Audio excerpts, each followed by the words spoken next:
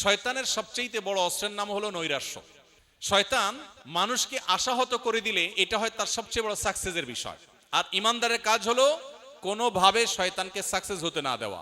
আল্লাহ বলেছেন লা তাকনাতু মির রাহমাতিল্লাহ, আল্লাহর রহমতের আশা কখনো তোমরা ছেড়ে দিবে না, কখনো নিরাশ হবে না। ইন্নাল্লাহা ইয়াগফিরুয যুনুবা জামিআ, আল্লাহ সকল গুনাহ মাফ করে দিবেন। এমন কোন পাপ নেই যে পাপ আল্লাহ মাফ করবেন না।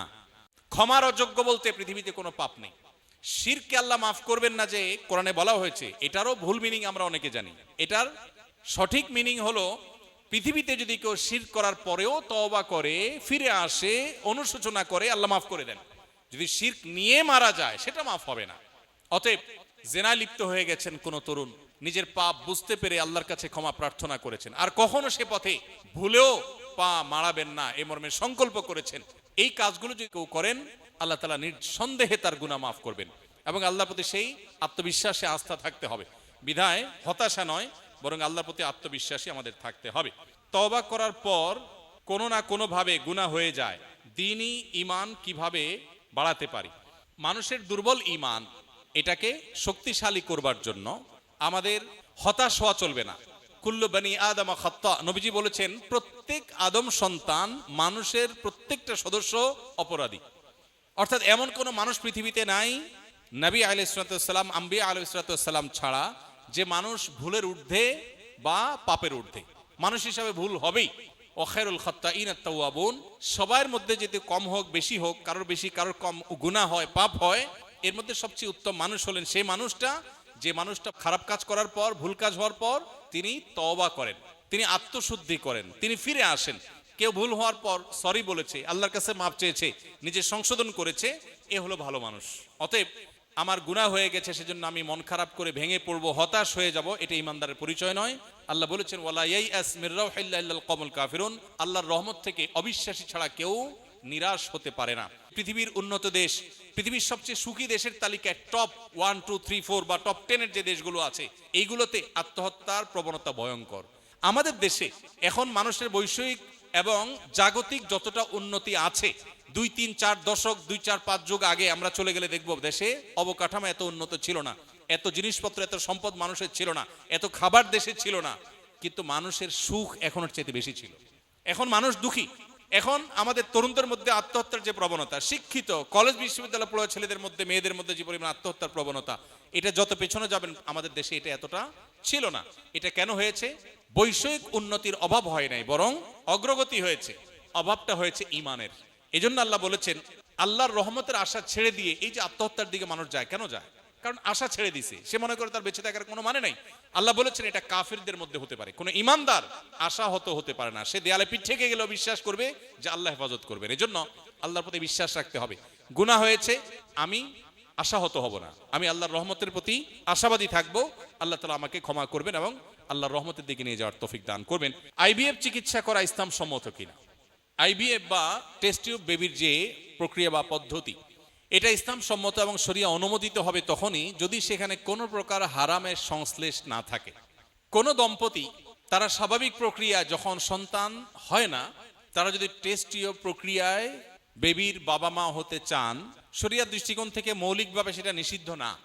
তবে শর্ত হলো সেখানে শরিয়া পরিপন্থী কোনো কিছু হতে পারবে না। যেমন স্বামী এবং স্ত্রী উভয়ের শুক্রাণু ডিম্বাণু কালেক্ট করা হবে, এখানে অন্য কারোর শুক্রাণু ডিম্বাণু কালেক্ট করা হলে সেটা পরিষ্কার জেনা হবে এবং হারাম হবে।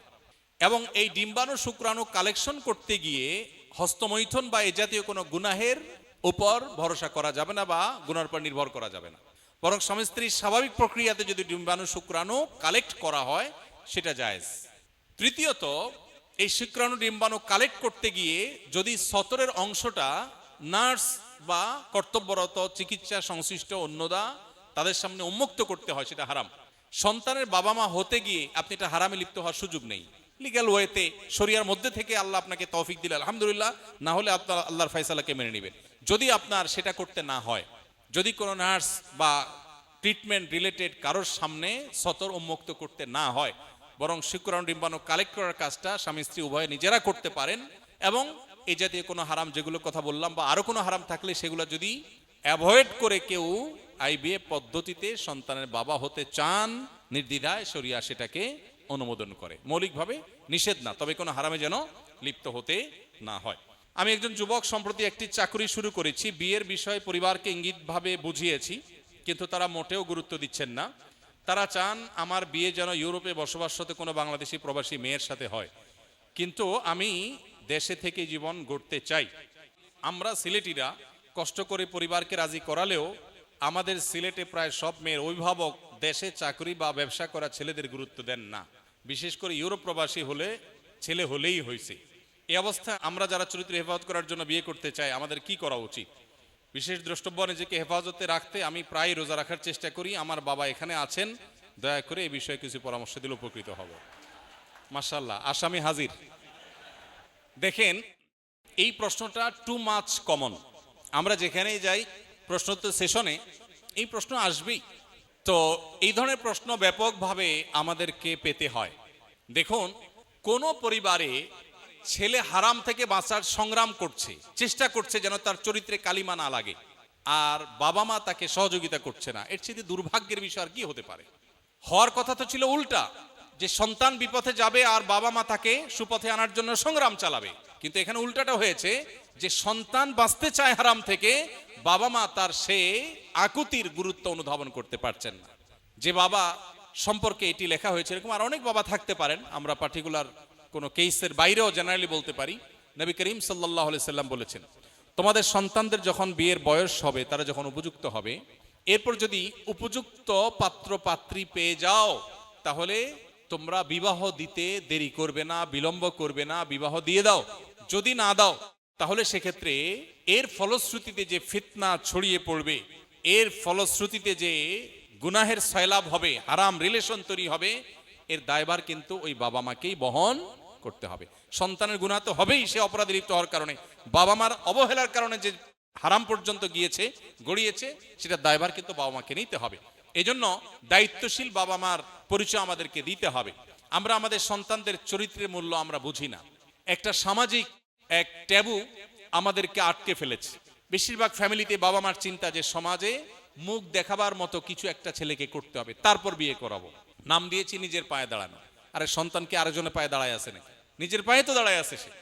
নিজের পায়ে দাঁড়াবার নাম করে সন্তানকে হাজার হাজার লাখ লাখ টাকা কামানোর আগ পর্যন্ত বিয়ে না দেওয়া, এটা অভিভাবক হিসাবে, একজন মুসলমান হিসাবে সুস্পষ্টভাবে আল্লাহর অবাধ্যতা, আল্লাহ রাসূলের অবাধ্যতা। অতএব কোন রকম মহরের টাকা জোগাড় করে স্ত্রীর ডাল ভাতের টাকা জোগাড় করবার ব্যবস্থা যদি সন্তান করতে পারে, বাবা মার কর্তব্য হয়ে যায় সেই সন্তানকে বিয়ে দেওয়া।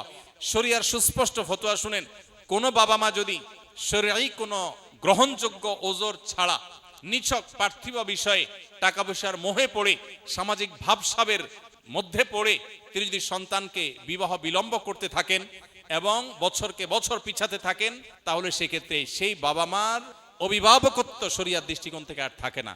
তখন সন্তান এলাকার মুরব্বী আলেম ওলামাদের অভিভাবক বানিয়ে বিয়ে করবার অধিকার তার চলে আসে।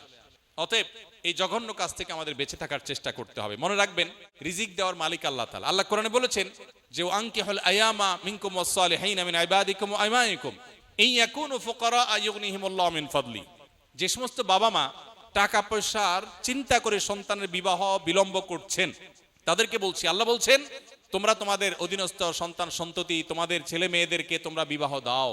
তারা যদি দরিদ্র হয়, আল্লাহ তাআলা সেই দারিদ্র দূর করবেন, আল্লাহ সে অভাব দূর করবেন। সো এই জায়গাটাতে অভিভাবক হিসাবে আমাদের দায়িত্বশীল ভূমিকা রাখা উচিত।